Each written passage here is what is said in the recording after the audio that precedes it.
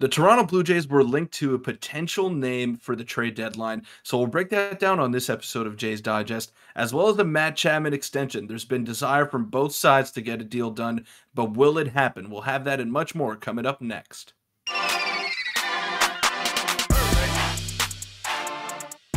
What's up, Jays fans? I'm your host, Peter Vryonis, alongside host Nick Gosse. Hope you're all enjoying the off day. No Blue Jays baseball today as they get ready to face off against the Philadelphia Phillies tomorrow in Philadelphia. Should be a good two-game set with Zach Wheeler and Aaron Nola on the mound with Kevin Gausman and Alek Manoah for the Blue Jays. But there's an off day today, and we are going to discuss some Toronto Blue Jays news and some quite juicy storylines coming out of Jays land, Nick. Yeah, we have some fun things to discuss. Before we get into it, make sure to hit the subscribe button. We're on the road to 7,000, and your support's been great through the slumps and through the winning streak, so continue to show that. But let's get into it. A potential trade target has been revealed, and we'll get into it now. As an article posted by Jays Journal, and we haven't discussed the trade deadline or anything like that so far this season, so I figured on this off day, let's get it going. So a sneaky trade chip is emerging in Detroit, and the Blue Jays may want in on it.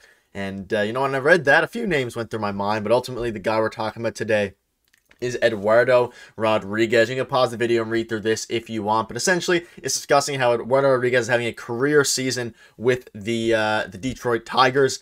And Peter, before we even get into the article more, what are your thoughts on this potential trade? And we have a mock trade as well to go over, but interesting article by the Jays Journal there, highlighting Eduardo Rodriguez as a potential starting option for the Jays.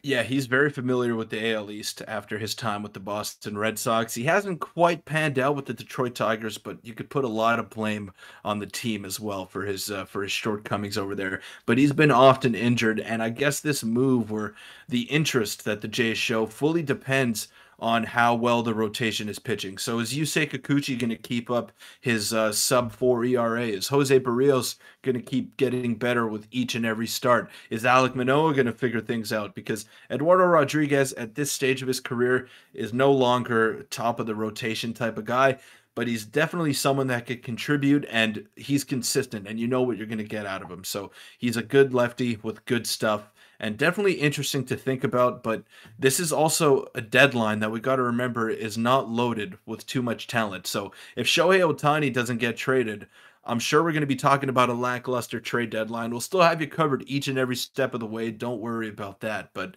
there's not that many options that are intriguing to the Blue Jays this deadline. So Eduardo Rodriguez could be one of those sneaky ones. Yeah, at least not yet. That it could always change, and stuff always does happen. But last year's was very crazy, and I don't expect too much of the same this year. But they discuss some pros and cons of the contract, and one very key thing to note here, and this is something, of course, we'll discuss closer to the deadline. But he has an opt-out after this current season, so it would be a rental, which both helps and hurts the Blue Jays. It helps in the sense that they can probably get him for a cheaper price, but obviously hurts in the sense that they don't have him after this year. And that's the main pros, and obviously there's some cons. You can read all this, and Peter just alluded to it. He hasn't worked out for the Tigers so far. His career ERA is obviously above 4, but this year he's doing fairly good. And they finish up by saying, overall, Rodriguez may be worth a shot if there's still a weak link in the Jays starting rotation.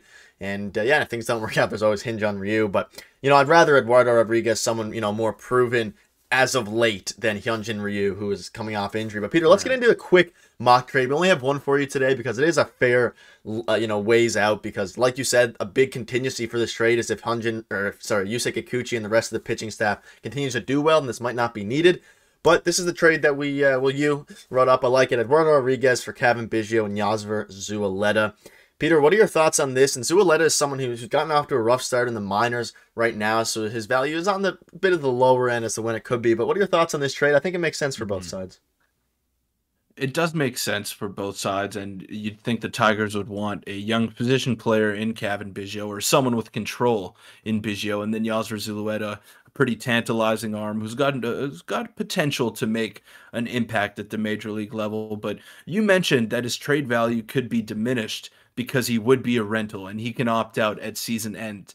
But I think the opposite. I think his value is going to be even higher just because there aren't that many And options at exactly. the trade Yeah. deadline. And he's probably going to be a blue chip trade piece for the Detroit Tigers, and he might be one of the top starters moved at the deadline. Now, I'm not saying the position players aren't going to be up to par and there's going to be good hitters moved at the deadline, but I do think Eduardo Rodriguez has potential to be one of the bigger names that can be involved in a trade. So I think that's why maybe you'd have to overpay a little bit, especially at midseason when you're against the clock. So Yasser Zulueta, pretty good prospect, one of the top prospects in the J system. It'll take one of those guys at least to get something done. Yeah, I agree. And I guess what I meant by diminished value is if he had more years in his contract, he obviously would have more value. But this year, Eduardo Rodriguez is probably going to be a name that we talk about an awful lot. And one quick more look at it. This is obviously using the Trade Machine website, so the values aren't perfect. But I know a lot of Jays fans out there won't want to give up on Zuleta, and maybe some not even Biggio. But we'll see what what comes down to, and let us know your thoughts are on that trade in the comment section below. But let's get into a Matt Chapman contract update, where was dropped a couple days ago, and it discusses some extension talks between the Blue Jays and and of course Matt Chapman, our amazing third baseman who was off to an unbelievable start. And this was essentially the headline. This is from Mitch Bannon saying, I know that both parties want to make something happen, but right now I'm focused on baseball and focused on winning. That is a quote from Matt Chapman. And you can go on to say this. Matt Chapman is, quote, of course, open to staying in Toronto on a long-term deal. He said, the money, extension talks, and pending winner decisions are out of his hand. He'll leave that to Scott Boras. And a quick final quote here. This is from Matt Chapman. I trust that Boras' process works and he knows what he's doing. I think it's something we'll look back at the end of the season, and then we'll really start to sit down. So not the greatest news, but it's also decent news. He said he's interested in re-signing with the Jays, and I don't think Matt Chapman's going to sign anything until the season is over, like he said there. But what are your thoughts on this, this little article piece, and maybe what your thoughts are on the Matt Chapman situation now that we're a decent bit into the season? There's no way Scott Boras is going to let his clients not test free agency, especially after the year that Matt Chapman is shaping up to have. And I guess the closest comparison that we could give is another former Blue Jay, Marcus Semien, who came from the Oakland A's. He came on a 1-year prove-it deal. Matt Chapman's been here for 2 seasons, but he's coming off a down year. And I know he still hit 27 home runs. His defense was still impeccable at third base, but he hasn't looked like the same Matt Chapman before this year. And now he's upping his trade value in a contract year. And I think 6 years, 175 is what Simeon got, if I'm not mistaken. Something similar to that. And it's shaping up to be the same type of contract for Matt Chapman, unfortunately. And that he might price himself out of Toronto, but the Jays do have the money to get something done if they were willing to keep him, that is. Yeah, and that's the big question, and one that'll probably be a highlight of our offseason for the Blue Jays and our content is, what will it take to keep Matt Chapman? Will the Blue Jays do it? Because we all know they can afford it. It's just a matter of if they think it'll be worth it with the other young pieces that we have that still haven't extended with Vladdy, Bo Bichette, and, all the other guys there. But like you said, it's going to be very expensive for Matt Chapman. He might even price himself more expensive than Marcus Semien simply because he has a higher defensive ceiling. But it'll depend on how he goes. But what do you think? Good. Do you think it's smart for the Jays to go ahead and sign him for 6 or 7 years? Because I don't know. He's had hip surgery. He's had some down seasons as well.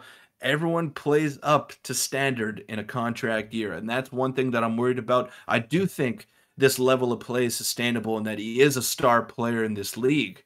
But for 7 more years, I'm weary about it. Yeah, I'm very, very wary as well, and I don't think it's going to ultimately be worth it, especially because as much as the defensive metrics aren't as promising as they once were, and of course, defensive metrics are hard to judge, advanced metrics, not everyone is a fan, but I don't know, he's not going to get any better at defense at his age and given his surgery, so who knows what, I don't know, I will leave that to the comments, let us know what your thoughts are, and if you think it'll be worth it, but I'm kind of on the side of let's see how much he gets and where the Blue Jays are at contract-wise, but it'll be very, very tough for them to pursue a Matt Chapman extension, especially if he hits like this. But if we win a World Series, it'll all be worth it. So any final thoughts on that before we move on? Yeah.